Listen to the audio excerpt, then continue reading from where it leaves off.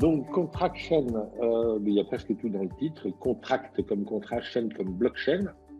Et donc, notre métier, c'est de fabriquer des contrats à l'aide de la blockchain. Mais on utilise cette technologie qui est destinée à certifier des documents pour les regrouper dans des contrats, de faire des ensembles contractuels de 10, 100 ou 1000 documents qui sont certifiés pour les envoyer à la signature chez l'un et chez l'autre. Il se trouve qu'on adresse le monde de l'immobilier, que les cibles sont multiples.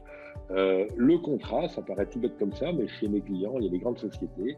Au travail, au passage, on peut dire que je ne travaille que pour des grands comptes. Et donc, il y a plein de décideurs qui sont un coup le directeur général, un coup le directeur financier, un coup le responsable des marchés, un coup l'opérationnel, un coup l'innovation, un coup tout le monde. Le canal d'acquisition, c'était mon réseau, et en quelques décennies, j'ai eu l'occasion d'empiler quelques clients jusqu'à ce que je perçoive les limites de ce réseau et que je me dise, tiens, est-ce que j'ai pas des chouettes clients à Marseille ou à Montauban? Ben si, bien évidemment.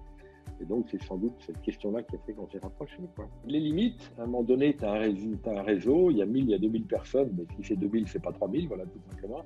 Je connaissais un peu de monde, mais pas la terre entière, voilà, tout simplement. Et puis, il est apparu une nécessité de taper plus large. Notre produit est innovant, il fallait multiplier les canaux d'acquisition. Donc, rendez-vous qualifiés, une soixantaine, voilà, grosso modo.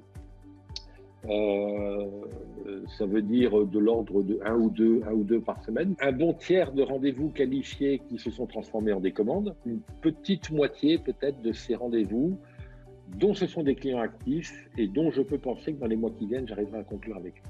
Mais non, ça n'a pas changé ma manière de faire, hormis peut-être un peu à la marge.